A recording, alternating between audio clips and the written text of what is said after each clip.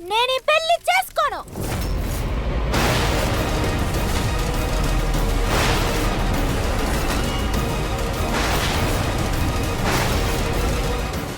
ఏమంటుంది? వేరొకరిని మనసులో తలుచుకుంటూ ఇంకొకరితో జీవితం పంచుకోలేను.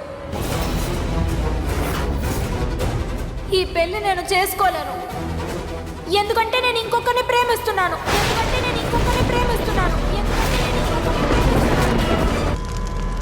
మీ అందరినీ క్షమించమని వేడుకుంటున్నాను. నేను మీకు ద్రోహం చేయాలనుకోవడం లేదు.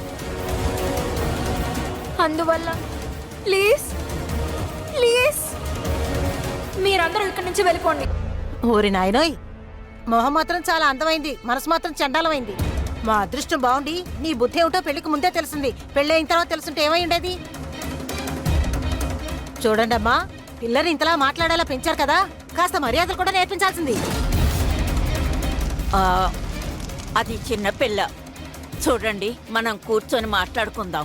వద్దు, మా కుటుంబానికి పెద్దల్ని ఎదిరించి మాట్లాడే ఇలాంటి పిల్ల అక్కర్లేదు. మమ్మల్ని క్షమించండి. వావ్ గులాబ్ సింగ్ గారు, వావ్!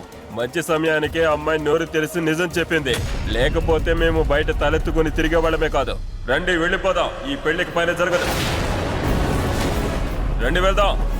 ఇలా చూడండి పురుషోత్తం గారు, నేను చెప్పేది కొంచెం వినండి. ఇక పైన మీరు రాజకీయ నాయకుడు అవ్వాలన్న కళ ఇక్కడితో అయిపోయినట్టే. పొరపాటును కూడా నా ఎదురు మీరు కనబడకండి. అప్పుడు మిమ్మల్ని ఏం చేస్తానో నాకే తెలీదు.